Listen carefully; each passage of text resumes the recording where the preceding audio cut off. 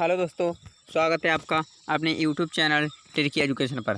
दोस्तों, आपको जो मैं ईवीएस शॉर्ट नोट्स करा रहा था दोस्तों, उसमें से मैंने आपको 7 चैप्टर कंप्लीट करा दिए हैं। ओके दोस्तों, और दोस्तों मैं उसमें से 8वां चैप्टर आपको स्टार्ट कर दिया, यानी कि हमारा संविधान। ओके दोस्तों, चैप्टर क्या है हमारा संविधान। ओके दोस्तों, इंपॉर्टेंट चैप्टर दोस्तों। यहाँ से 2 या 3 क्वेश्चंस दोस्तों हर एग्जाम में, यानी कि चाहे सीटेट हो, चाहे यूपी टेट हो दोस्तों, चाहे सुपर टेट, चाहे कोई सा भी टेट हो दोस्तों, हर एग्जाम में यहाँ से पूछे जाते हैं। ओके दोस्तों, तो चलिए टाइम वेस्ट नहीं करेंगे, फिर हम पॉइंट पर आते हैं दोस्तों। और देखिए, मैं आपको इसका फर्स्ट पार्ट करा चुका हूँ, सेकंड पार्ट लेकर आया हूँ। ओके दोस्तों, सेकंड पार्ट क्या है देख लेते हैं दोस्तों। यहाँ पे ध्यान पे देखिएगा दोस्तों, इंपॉर्टेंट है। 1 मिनट दोस्तों, देखिए क्या दोस्तों, हमारा पहला क्वेश्चन, संविधान बनने में कुल खर्च कितना हुआ था दोस्तों। यानी कि संविधान बनने में कुल खर्चा कितना हुआ था दोस्तों, ये होता है हमारा 63,96,729 रुपये। ओके दोस्तों, इंपॉर्टेंट है, एग्जाम में पूछा जाए तो ध्यान रखिएगा। ओके दोस्तों, हमारा कुल खर्च कितना हुआ था, यानी कि 63,96,729 रुपये। ओके दोस्तों, यानी कि संविधान बनने में कुल खर्च था हमारा 63,96,729 रुपये। दूसरा क्वेश्चन दोस्तों, दूसरा क्या है हमारा, यानी कि संविधान सभा की कुल बैठकें कितनी हुई थी दोस्तों, तो ये हुई थी हमारी 11। ओके दोस्तों, यानी कि संविधान सभा की कुल बैठकें कितनी हुई थी दोस्तों, ये हुई थी हमारी दोस्तों 11 बैठकें। इंपॉर्टेंट है दोस्तों, पूछा जाए तो ध्यान रखिएगा। चलिए दोस्तों, आगे देखते हैं। अगला क्या क्वेश्चन, 12वीं बैठक में राष्ट्रपति कौन चुना गया था दोस्तों। 12वीं जो बैठक हुई थी दोस्तों, वो कितने उसके बाद जो राष्ट्रपति कौन चुना गया था दोस्तों, वो चुने गए थे हमारे डॉक्टर राजेंद्र प्रसाद। ओके दोस्तों, यानी कि 12वीं बैठक जब हुई थी तब दोस्तों, तो हमारे डॉक्टर राजेंद्र प्रसाद राष्ट्रपति चुने गए थे दोस्तों। इंपॉर्टेंट है, ध्यान रखिएगा। चलिए दोस्तों, आगे चलते हैं। संविधान सभा में कुल सदस्य कितने होते हैं दोस्तों, ये होते हैं हमारे, यानी कि 389 थे। ओके दोस्तों, संविधान सभा में कुल सदस्य कितने दोस्तों, 389। ओके दोस्तों, चलिए आगे चलते हैं। संविधान सभा में संविधान सभा में ब्रिटिश प्रांत के सदस्य कितने थे दोस्तों, ये थे हमारे 292। ओके दोस्तों, संविधान सभा में ब्रिटिश प्रांत के कितने सदस्य थे, 292। इंपॉर्टेंट है, ध्यान रखिएगा। चलिए दोस्तों, आगे देखते हैं। संविधान सभा में देशी रियासतों के सदस्य कितने थे दोस्तों, यानी कि संविधान सभा में देशी रियासतों के सदस्य कितने थे, ये थे हमारे 93, यानी कि 93। ओके दोस्तों, इंपॉर्टेंट है, ध्यान रखिएगा। चलिए दोस्तों, आगे देखते हैं। संविधान सभा में कमिश्नरी क्षेत्र के सदस्य कितने थे, ये थे हमारे 4। ओके दोस्तों, इंपॉर्टेंट है, ध्यान रखिएगा। दोस्तों, संविधान सभा में कमिश्नरी क्षेत्र के सदस्य कितने थे दोस्तों, ये थे हमारे 4। ओके दोस्तों, अगर एग्जाम पूछा जाए तो ध्यान रखिएगा। 1 मिनट। चलिए दोस्तों, आगे देखते हैं। क्वेश्चन क्या है हमारा दोस्तों, यानी कि ये तो बता ही चुका हूँ मैं, क्या है संविधान सभा में देशीय थे, यानी कि हमारे मुल्क, यानी कि हमारे देश के दोस्तों, वो कितने लोग थे, 293। ओके दोस्तों, चलिए आगे देखते हैं दोस्तों। अगला क्या है हमारा, यानी कि संविधान सभा में कमिश्नरी क्षेत्र के सदस्य कितने थे दोस्तों, ये थे हमारे 4। ओके दोस्तों, ये भी आपको बता चुका हूँ। चलिए आगे चलते हैं दोस्तों। अगला क्या है, संविधान सभा में कुल महिलाएं कितनी दोस्तों, ये थी हमारी 15। ओके दोस्तों, चलिए अब एक बार दोस्तों मैं अपनी लैंग्वेज में, यानी कि नॉर्मल भाषा में आपको ये सारे बता देता हूँ दोस्तों।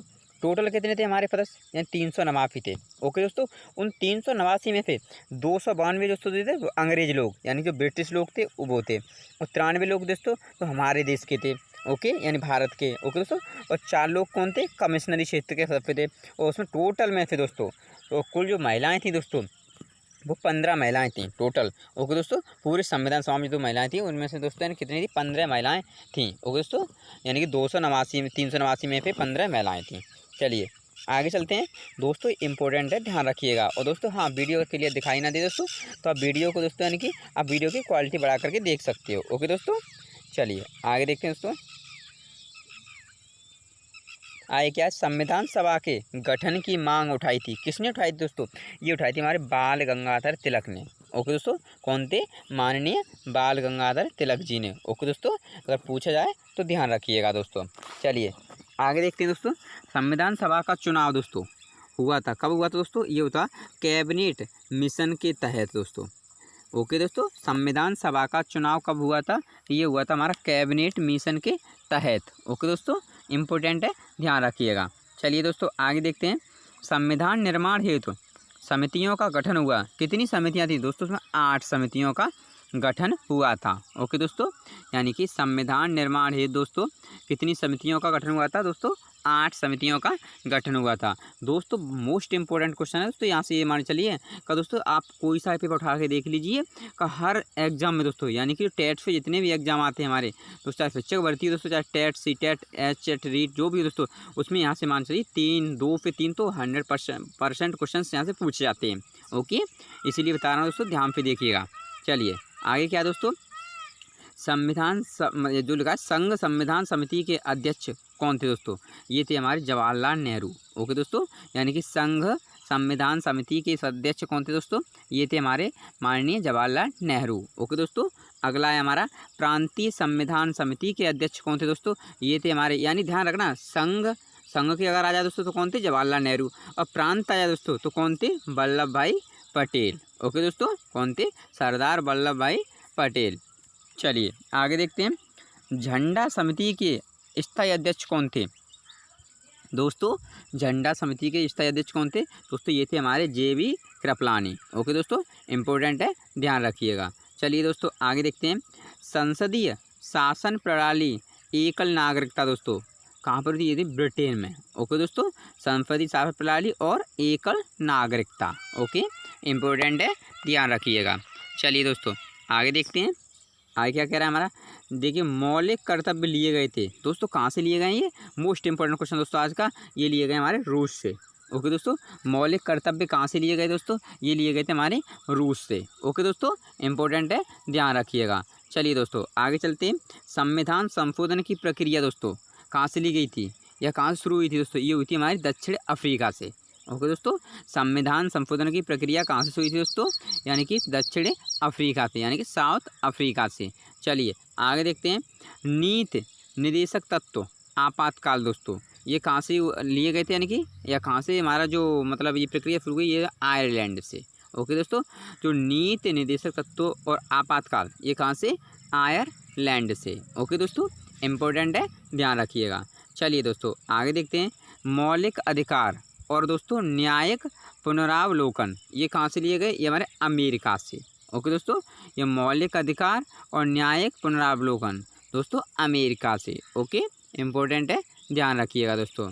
आगे देखते हैं, गणतंत्रात्मक शासन व्यवस्था दोस्तों कहाँ से? फ्रांस से। ओके दोस्तों, यानी जो गणतंत्रात्मक शासन व्यवस्था कहाँ से ली गई? हमारी फ्रांस से। ओके दोस्तों, चलिए इम्पोर्टेंट है, ध्यान रखिएगा दोस्तों। आगे देख लेते हैं दोस्तों, हमारी यानी उद्देश्य का यह प्रस्तावना दोस्तों इम्पोर्टेंट है, ध्यान रखिए ने। देखिए ये हमारी हेडिंग क्या है? उद्देश्य का यह प्रस्तावना। दोस्तों उद्देश्य का प्रारंभ कहाँ से हुआ था? हम भारत के लोगों द्वारा। ओके दोस्तों, कहाँ से हुआ था? हम भारत के लोग। ओके, इसका प्रारंभ क्या था? हम भारत के लोग। और संविधान की आत्मा किसे कहते हैं? इसे कहते हैं उद्देश्य का यह प्रस्तावना। ओके दोस्तों, संविधान की आत्मा इंपॉर्टेंट है तो सारे पॉइंट्स इन्हें ध्यान रखिएगा। चलिए अब दोस्तों हमारी ये कुछ प्रमुख बिंदु हैं, उन्हें हम देख लेते हैं। ओके दोस्तों, देखिए पहला क्या है दोस्तों? क्या संपूर्ण प्रभुत्व संपन्न। ओके दोस्तों, पहला कह रहा है संपूर्ण प्रभुत्व संपन्न। अब आगे देखते हैं, सेकंड क्या कह रहा है? समाजवाद दोस्तों, यह क्या था? यानी कि समाजवाद में क्या बता रहा है? यह शब्द दोस्तों ये कुछ हमारे बिंदु हैं, ध्यान रखिएगा दोस्तों के। यह शब्द 42वें संविधान संशोधन द्वारा 1976 में जोड़ा गया दोस्तों। समाजवाद दोस्तों कब जोड़ा गया था? ये जोड़ा गया था 42वें संशोधन में। ओके, तो ये जो 42वां हमारा संविधान संशोधन हुआ था दोस्तों, उसमें जोड़ा गया था 1976 में। ओके दोस्तों, कब जोड़ा गया था?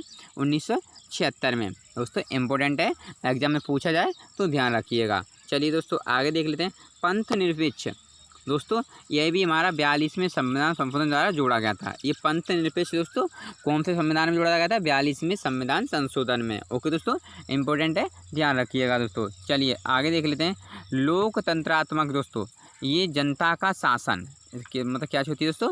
यानी कि लोकतंत्रात्मक दोस्तों क्या होता है? जनता का शासन। ओके दोस्तों, इंपॉर्टेंट है, ध्यान रखिएगा। चलिए दोस्तों आगे देखते हैं, गणराज्य दोस्तों ये क्या था? भारत का राज्याध्यक्ष निर्वाचित होगा दोस्तों। गणराज्य यानी भारत का राज्याध्यक्ष निर्वाचित होगा। ओके दोस्तों, चलिए आगे चलते हैं, राष्ट्र की एकता व अखंडता दोस्तों ये कहाँ से या कौन सा संविधान संशोधन में ली गई थी? ये थी हमारी 42वें संशोधन द्वारा राष्ट्र की एकता शब्द को राष्ट्र की एकता व अखंडता से प्रतिस्थापित किया गया। ओके दोस्तों, कौन से संविधान संशोधन में? 42वें में। ओके, इम्पोर्टेंट है, ध्यान रखिएगा। चलिए दोस्तों आगे देख लेते हैं। दोस्तों मोस्ट इम्पोर्टेंट क्वेश्चन आज का ये है हमारा, मिनी संविधान संशोधन किसे कहते हैं या मिनी संविधान किसे कहते हैं? ये कहते हैं हम 42वें संविधान संशोधन को क्या कहते हैं? मिनी संविधान संशोधन। ओके दोस्तों, ये मोस्ट इंपॉर्टेंट क्वेश्चन है दोस्तों, याद रखिएगा इसे कि मिनी संविधान किसे कहते हैं? ये हम कहते हैं 42वें संविधान संशोधन को। ओके, चलिए आगे देख लेते हैं। अनुच्छेद 368 के तहत संसद को संविधान में संशोधन की शक्ति प्राप्त है। दोस्तों अनुच्छेद 368 के तहत संसद को संविधान में संशोधन की शक्ति प्राप्त है। ओके दोस्तों, अब देख लेते हैं हम ये हमारे प्रमुख अनुच्छेद हैं दोस्तों, का कौन से अनुच्छेद में क्या चीज़ हुई थी हमारी। ओके देखिए, अनुच्छेद 352 में दोस्तों क्या हुआ था? आपात की उद्घोषणा। दोस्तों यानी कि अनुच्छेद 352 में हुई थी हमारी आपात की उद्घोषणा। ओके दोस्तों, आगे देखते हैं। अनुच्छेद 356 में क्या हुआ था दोस्तों? राष्ट्रपति शासन। ओके दोस्तों, कौन से में लागू किया था राष्ट्रपति शासन? यानी कि अनुच्छेद 356 में। आगे देखते हैं, अनुच्छेद 360 में क्या हुआ था? वित्तीय आपातकाल। ओके दोस्तों, यानी कि अनुच्छेद 360 में क्या हुआ था? वित्तीय आपातकाल। चलिए दोस्तों आगे देख लेते हैं। अनुच्छेद 343 में क्या हुआ था? संघ की राजभाषा। दोस्तों हमारी जो हिंदी थी उसको मान्यता दी गई थी। ओके, अनुच्छेद 343 में ये बताया गया है। ओके दोस्तों, सारे के सारे पॉइंट्स इंपॉर्टेंट हैं, ध्यान रखिएगा। चलिए दोस्तों आगे देखते हैं। अनुच्छेद 350 क में क्या हुआ था? प्राथमिक स्तर पर मातृभाषा में शिक्षा। दोस्तों अनुच्छेद 350 का में ये कहा गया कि प्राथमिक स्तर पर मातृभाषा में शिक्षा, यानी कि जो बताया गया इसमें का जो प्राथमिक स्तर जानते हो, यानी कि 1 to 5 जो होता है दोस्तों, उसमें हमें अपनी मातृभाषा में ही शिक्षा देनी चाहिए या ग्रहण करनी चाहिए। ओके दोस्तों, चलिए आगे देखते हैं दोस्तों। अनुच्छेद 312 में क्या हुआ था? अखिल भारतीय सेवाएँ। ओके दोस्तों, यानी कि अनुच्छेद दोस्तों 312 में हुआ था अखिल भारतीय सेवाएँ। ओके दोस्तों, इम्पोर्टेंट है, ध्यान रखिएगा। चलिए दोस्तों आगे देख लेते हैं। अनुच्छेद 40 इसमें क्या हुआ था दोस्तों? ग्राम पंचायतों का गठन। ओके दोस्तों, अनुच्छेद 40 में हुआ था हमारा ग्राम पंचायतों का गठन। ओके दोस्तों, इम्पोर्टेंट है, ध्यान रखिएगा। चलिए दोस्तों आगे देख लेते हैं। अनुच्छेद 61 दोस्तों 61, अनुच्छेद 61 में क्या हुआ था दोस्तों? राष्ट्रपति पर महाभियोग। दोस्तों अनुच्छेद 61 में क्या हुआ था? राष्ट्रपति पर महाभियोग। ओके दोस्तों, चलिए आगे देखते हैं। अनुच्छेद 243 ख दोस्तों क्या हुआ था इसमें? पंचायतों का गठन। अब मेरी बात को ध्यान से समझिए दोस्तों, अगर पंचायत से कन्फ्यूजन नहीं होना है, ग्राम पंचायत आया ग्राम तो वो हुआ था हमारा अनुच्छेद 40 में। ओके दोस्तों, यानी कि जो ग्राम पंचायतों का गठन कहाँ हुआ था? हमारा अनुच्छेद 40 में। ओके दोस्तों, और पंचायतों का गठन केवल ध्यान रखना, पंचायत और ग्राम पंचायत अंतर है ना दोस्तों, तो ये हुआ था हमारा 243 में। यानी कि दोस्तों पंचायतों का गठन हुआ था 243 में और ग्राम पंचायतों का गठन हुआ था अनुच्छेद दोस्तों 40 में। ओके दोस्तों, अब बात को एक और समझिए।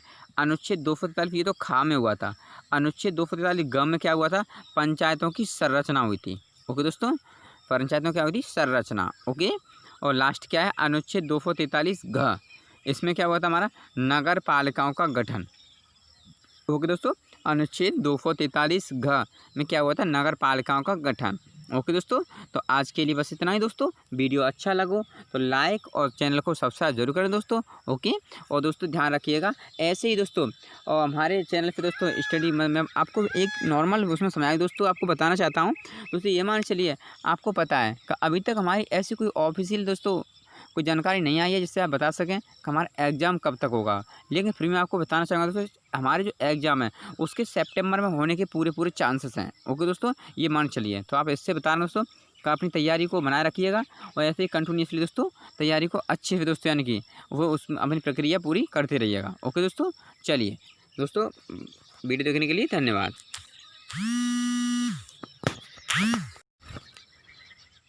राम भैया।